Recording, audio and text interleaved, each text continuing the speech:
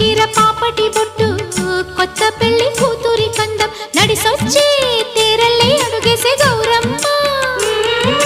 పండంటి బిడ్డని తొందరలో ఇవ్వమ్మ